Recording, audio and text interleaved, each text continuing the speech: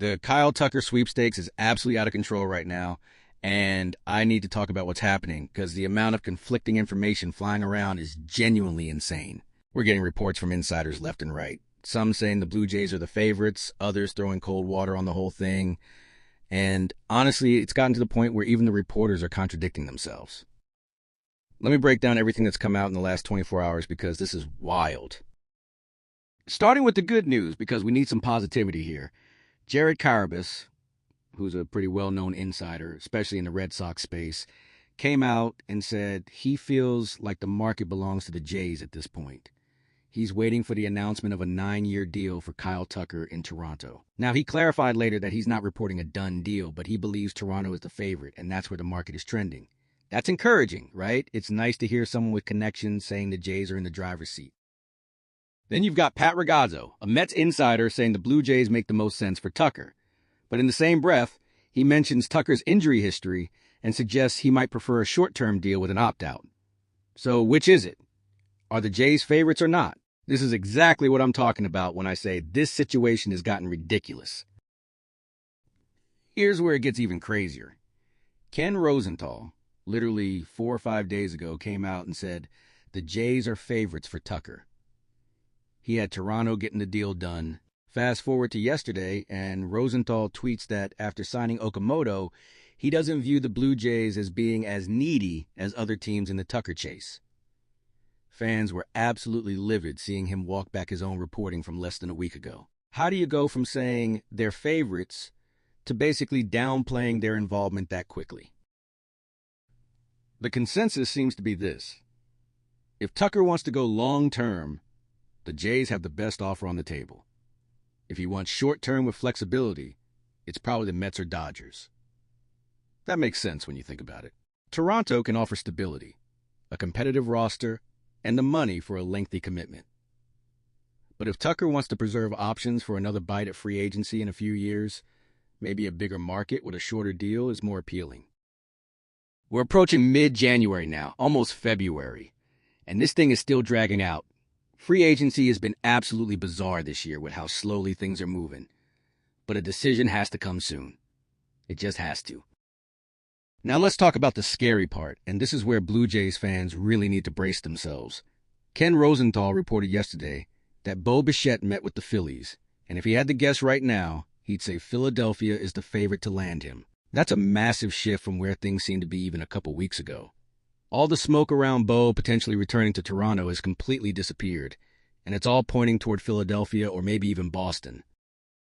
What's really telling is that Jack Curry, an incredibly reputable Yankees insider, also came out saying the Phillies are the favorite for Bichette. When multiple respected reporters are saying the same thing, you have to start believing it. It's looking more and more like Bo isn't coming back to Toronto, and the Jays probably knew that when they signed Okamoto. Maybe Bo's camp let them know the price wasn't going to work, and Toronto pivoted to make other moves. Here's my take on the different scenarios. The nightmare outcome is the Jays don't get Tucker, and Bo goes to a team in the AL East. That would be brutal. The great scenario is Toronto lands Tucker and Bo ends up in the National League. The okay scenario is they miss on Tucker, but at least Bo doesn't land with a division rival. We already saw Alex Bregman leave the AL, which is good for Toronto. But if Tucker goes to the Mets and Bo goes to Philadelphia, that's kind of a middle ground outcome. Not ideal, but not catastrophic either. One thing worth remembering here is just how far this organization has come. Someone pointed out that we're sitting here debating whether the Blue Jays will sign the number one player on the free agent market while they're already over the luxury tax threshold. 4 years ago, that conversation doesn't even happen. The fact that they're willing to potentially hand out a third contract worth over $200 million, whether it's Tucker or Bo, shows a completely different level of commitment. If they land Tucker, you're looking at maybe the best lineup I've seen in my lifetime as a Blue Jays fan. Springer, Tucker, Guerrero, Barger, Santander, Kirk, Verchot, Okamoto, Clement, and Jimenez. That's absolutely stacked from top to bottom. You could legitimately argue it's better than the Dodgers lineup if everything clicks. But even if they don't get Tucker or bring back Bo, let's be real for a second. This is still a really good team. The starting rotation looks fantastic with the additions they've made. The lineup has depth and power. The defensive improvements are significant. They've already had what would be considered an A-plus offseason in most years. The only reason it might feel disappointing not to land one of these guys is because expectations have gotten so high. Looking at the projected wins above replacement for each position group, this roster is built to compete. The one weak spot might be the bullpen where they could use another arm, but overall, there's a lot to like here. They're still arguably favorites to win the AL East when you look at what other teams in the division have done or really haven't done this offseason. Meanwhile, the Yankees are apparently interested in both Tucker and Bichette, but aren't actually serious players for either one. Reports say they're more on the periphery of Tucker talks, while the Dodgers, Jays, and Mets are the real contenders. That's got to be frustrating for Yankees fans watching their team sit on their hands while Toronto is being aggressive. The bottom line is this.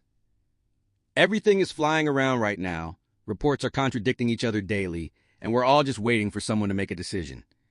Tucker needs to pick a team.